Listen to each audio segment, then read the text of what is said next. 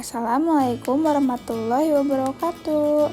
Halo anak-anak semua, bagaimana kabarnya hari ini? Semoga kita semua dalam keadaan yang sehat. Pembelajaran hari ini mengenai pencemaran lingkungan.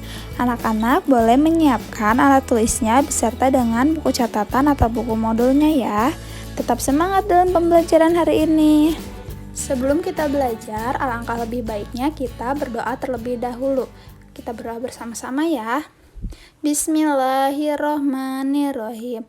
Allahumma inni as'aluka rizqan thayyiba wa ilman nafi'a wa amalan mutaqabbalah.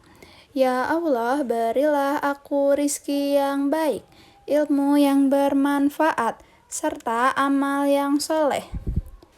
Oh my God, give me a science and intelligence and bless me.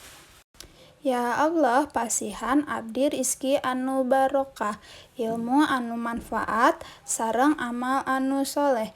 Amin. Apakah kalian pernah memperhatikan lingkungan di sekitar kalian dengan seksama? Coba kalian lihat apakah bersih atau sudah tercemar. Contohnya pada gambar berikut ini. Kalian bisa tahu lingkungan itu bersih jika keadaan udara, air, dan tanah dalam keadaan yang baik. Apabila keadaannya sebaliknya, berarti lingkungan tersebut sudah tercemar. Jadi, apa yang dimaksud dengan pencemaran lingkungan? Ada yang tahu tidak?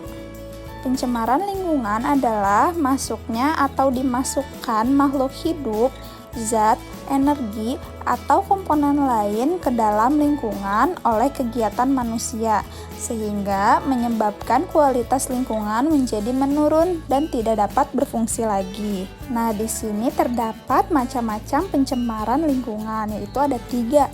Yang pertama, pencemaran udara, yang kedua, pencemaran air, dan yang ketiga, pencemaran tanah. Mari kita bahas satu persatu. Pencemaran udara. Pencemaran udara adalah suatu keadaan di mana kualitas udara menjadi rusak karena terkontaminasinya zat yang berbahaya atau tidak berbahaya bagi makhluk hidup. Nah, pencemaran udara ini biasanya diakibatkan oleh bau yang tidak sedap, asap, dan juga dapat disebabkan oleh debu. Bau yang tidak sedap ini biasanya berasal dari limbah rumah tangga atau peternakan dan bisa saja berasal dari pabrik pengolahan limbah. Nah, asap-asap yang dikeluarkan tersebut akan menjadi pencemar yang paling banyak dan membahayakan makhluk hidup. Asap ini dihasilkan bisa dari pembakaran sampah, hutan, kendaraan bermotor, dan juga bisa dari pabrik. Nah, yang kedua ada pencemaran air. Pencemaran air adalah suatu perubahan keadaan di suatu tempat penampungan seperti danau, sungai, lautan, dan air tanah yang diakibatkan oleh manusia. Nah, pencemaran air ini biasanya disebabkan oleh pembuangan limbah rumah tangga, limbah pabrik, dan sisa insektisida. Tapi bagaimana Bu jika pencemaran air tersebut terjadi? Nah, apabila hal tersebut terjadi, maka akan menyebabkan terganggunya aktivitas kehidupan makhluk hidup, terutama makhluk hidup yang tinggal di air. Hal itu akan menimbulkan bibit-bibit penyakit. Sementara itu, sampah-sampah yang menumpuk akan menyebabkan bencana banjir. Selanjutnya yang ketiga ada pencemaran tanah.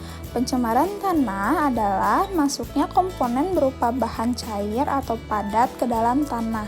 Pencemaran tanah ini bisa disebabkan oleh sampah-sampah plastik yang sukar hancur, seperti botol, karet, pecahan kaca, dan kaleng.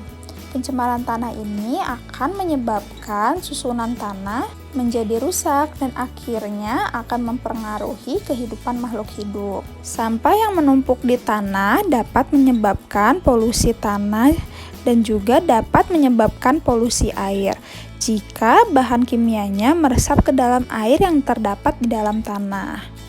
Nah, setelah pemaparan materi mengenai macam-macam pencemaran, Sekarang anak-anak dapat mengerjakan latihannya. Itu tuliskan penyebab terjadinya pencemaran air, pencemaran udara, dan pencemaran tanah. Anak-anak boleh mengerjakannya pada buku modul atau buku catatannya masing-masing. Jika ada yang kurang paham, boleh ditanyakan kepada ibu ya. Pembelajaran hari ini dicukupkan. Terima kasih anak-anak telah ikut berpartisipasi dalam pembelajaran ini. Wassalamualaikum warahmatullahi wabarakatuh.